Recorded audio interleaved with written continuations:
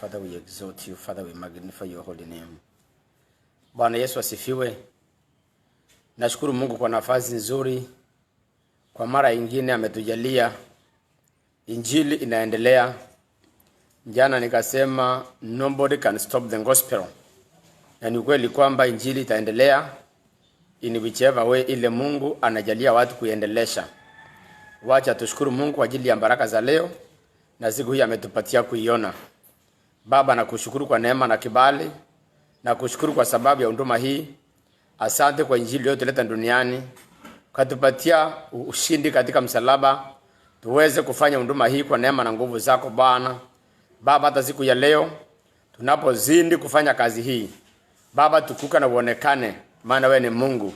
Asante kwa ibada hii tuko nayo siku ya leo. Tunapoendelea Bwana, we give you glory and honor, maana wewe ni Mungu. Pokea sifa na utukufu kwa siku ya leo, na jitukuze Bwana katika ibada hii. Na ni kwa jina la Yesu Kristo tunaomba na kuamini. Amen. Na wakaribisha wapendwa kwa ibada hii ya siku ya leo. Najua Mungu ako na mpango mzuri. Ametujalia kuona siku ya leo for his own glory, ili tuweze kumuinua na kumtukuza. Nashukuru kwa wale ambao wameanza kuwatch tayari, nimeona likes zimeanza kuingia. Wale wako kule Meru, God bless you so much. Wale wako kule Ukambani, Mungu awabariki. Wengine Nairobi, wengine diaspora. Wengine wako page ya kanisa yetu.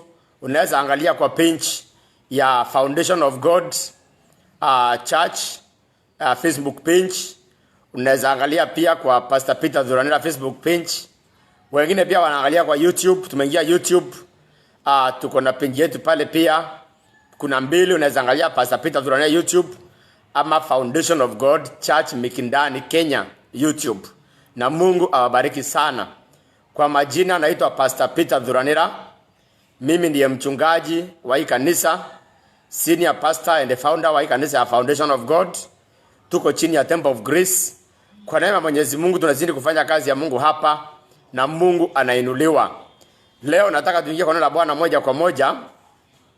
Na mahali ulipo unaweza, ukipata nafasi, andika tu where you are watching us from. Tuambie uko wapi.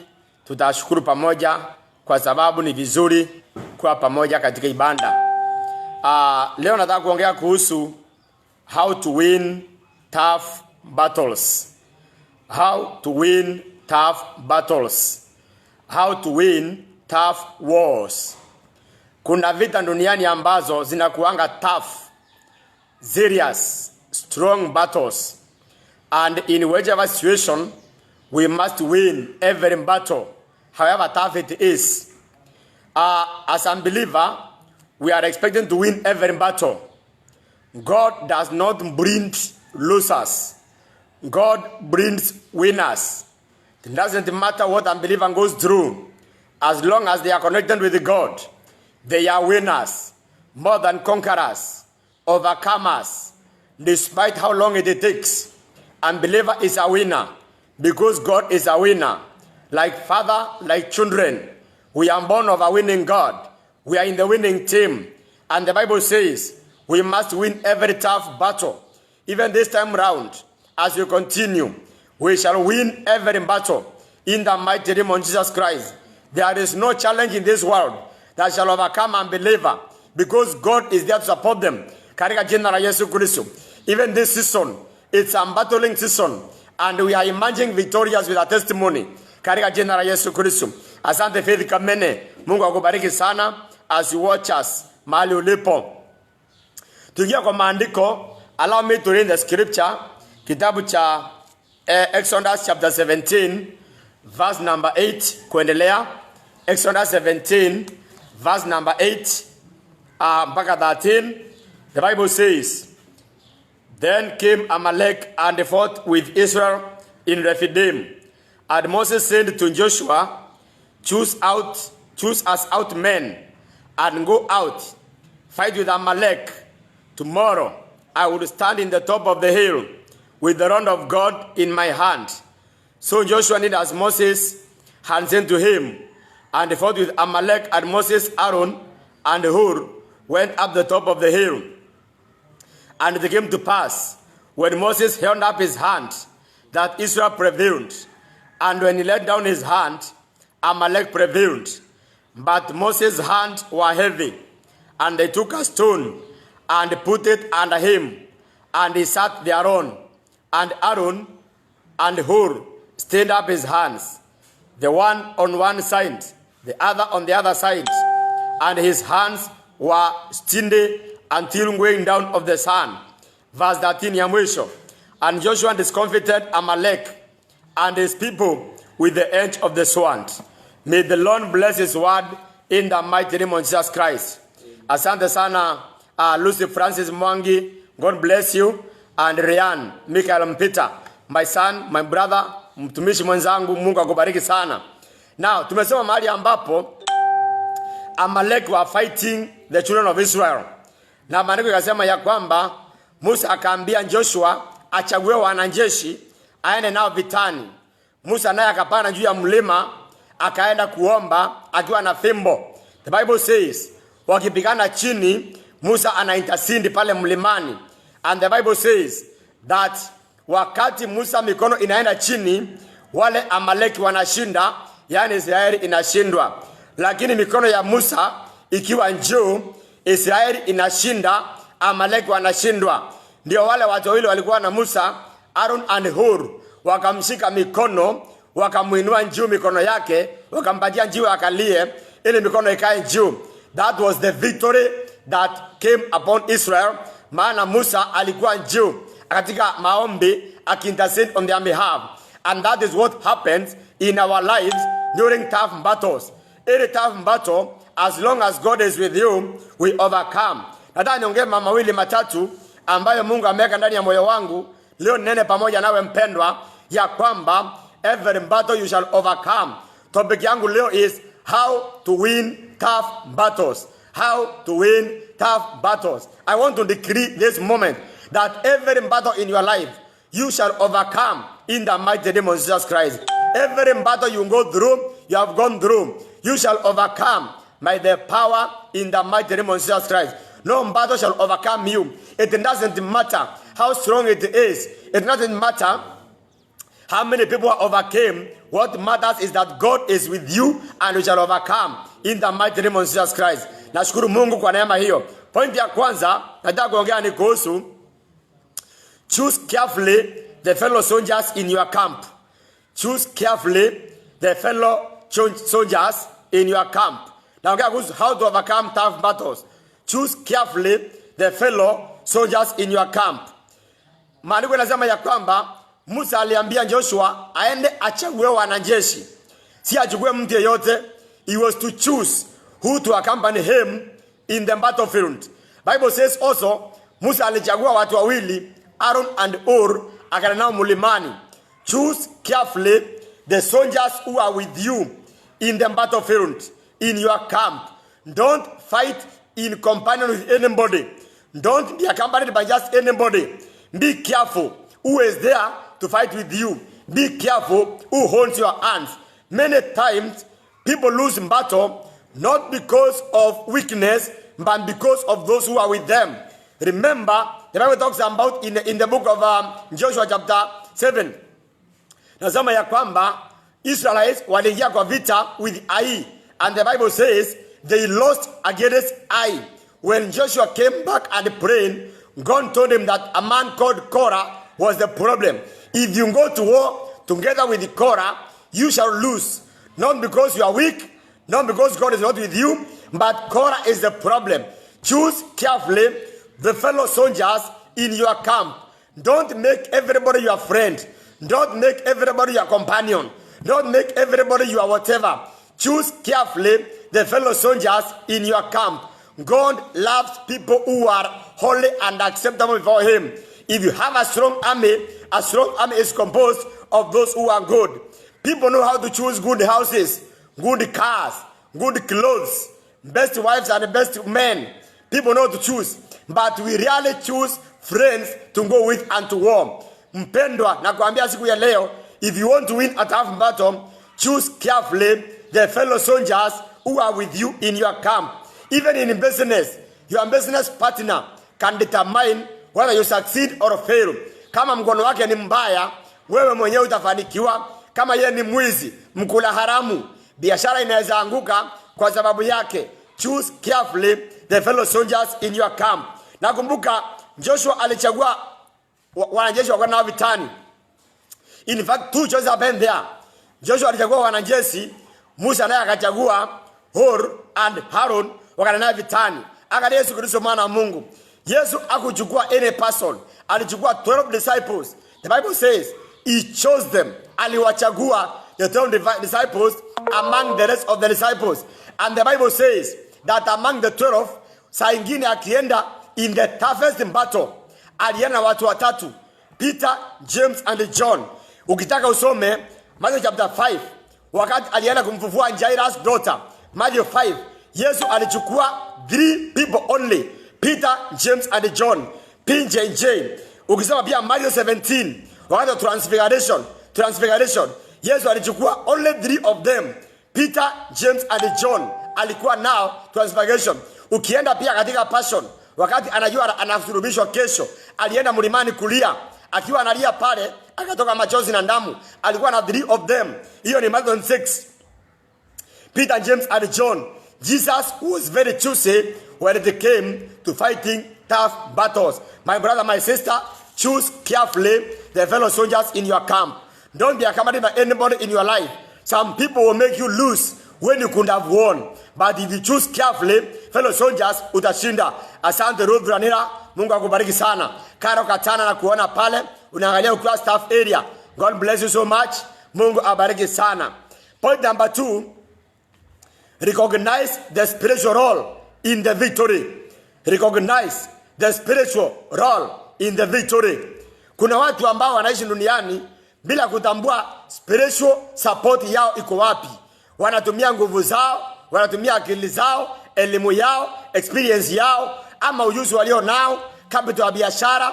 Lakini mtu mwerevu ana recognize the spiritual role, spiritual intervention, spiritual assistance, spiritual power in their lives.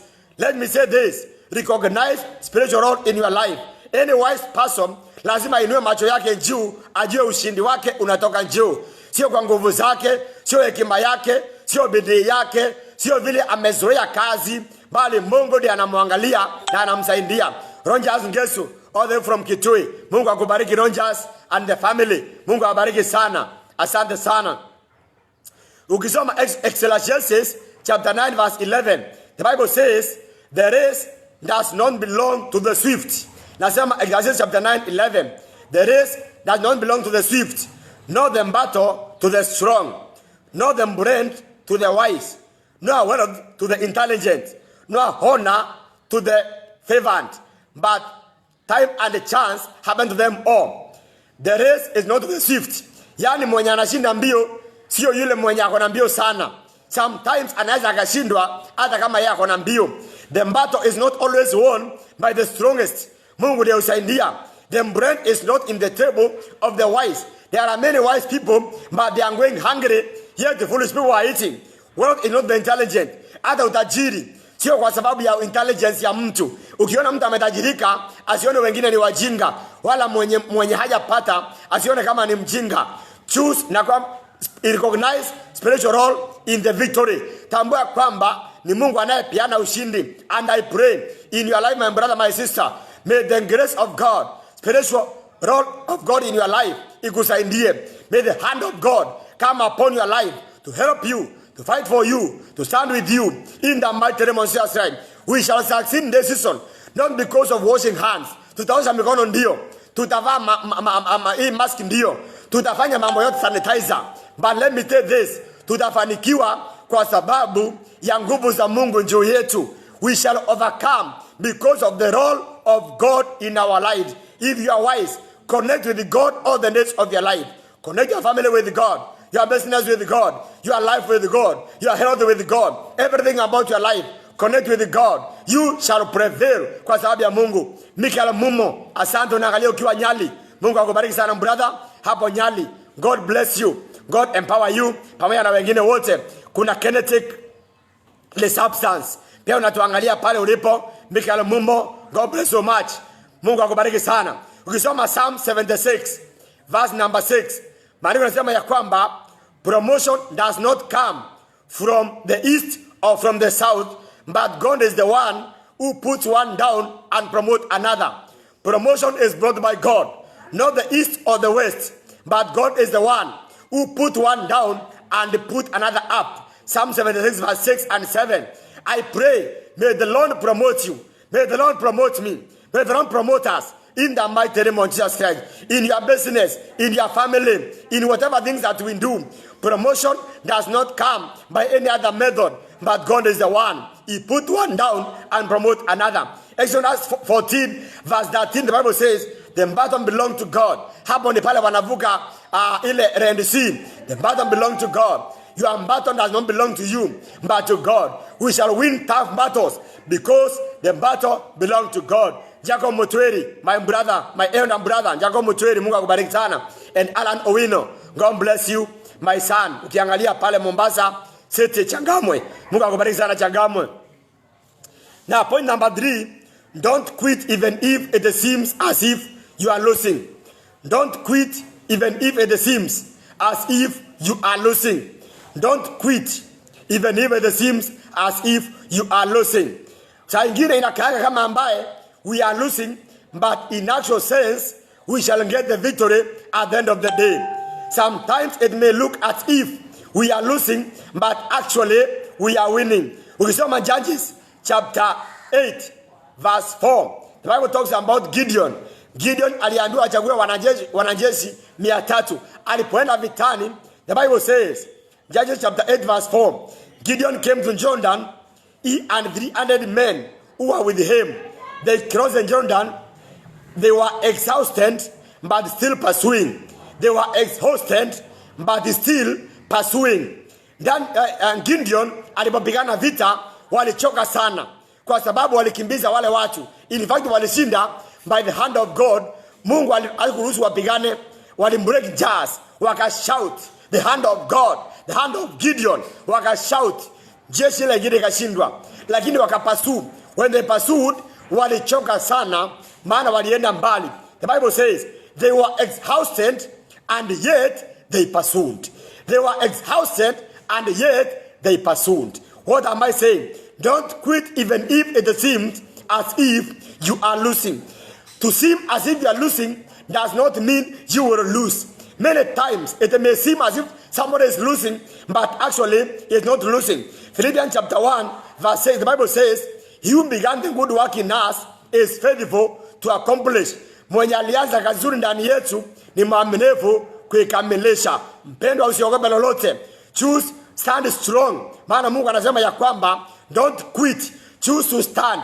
Choose to progress. Choose to continue. Katika jina la Yesu Kristo. Asante sana Christine Mboke, watching from Kasarani. Glory to God. Mungu akubariki sana na Mungu akuinue. Point number 4.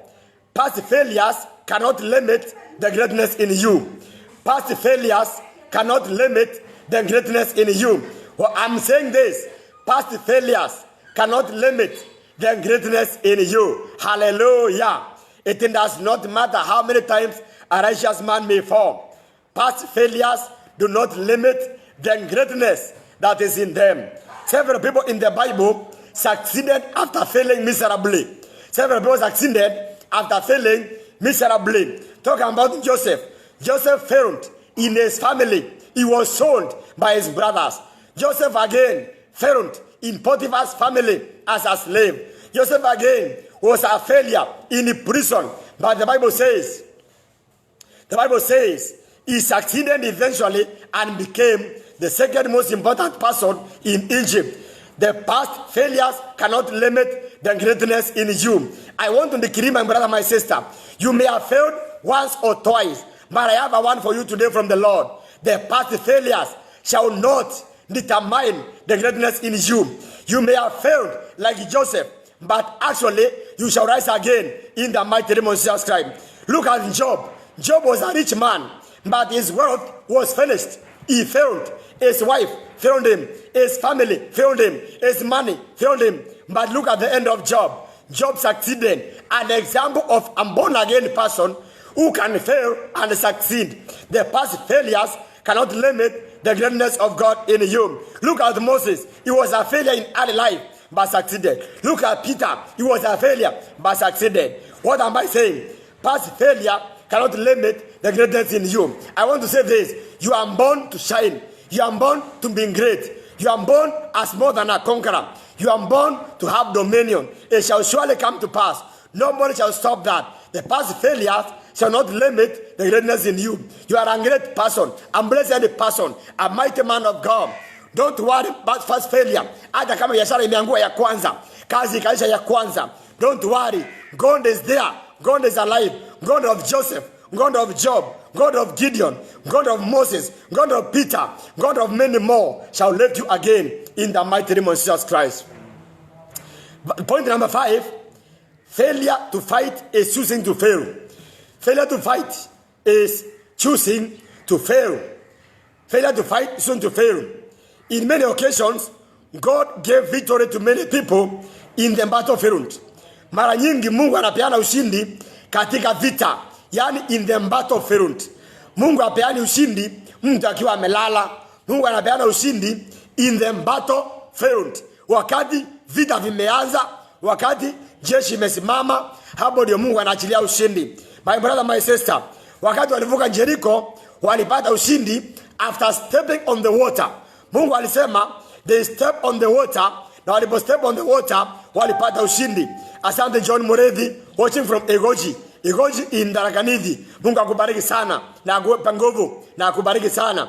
Walishinda wakati waliingia vitani.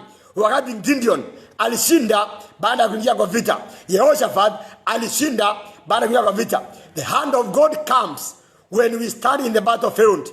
If we become cowards and hide and stay at home, we may not get the victory. But the hand of God comes in the battlefield. Hapo katika vita, katika uwanja wa vita, hapo ndio ushindi unaonekana. Every failure comes after overcoming. Every winning comes overcoming failure. Bwana asifiwe sana. Every beginner is a winner. Nobody is a total loser if they began. Every beginner is a winner. Nobody is a total loser if they began. I prophesy upon your life that when you rise up and start fighting against any force that fighting your life, you shall overcome in the mighty name of Jesus Christ.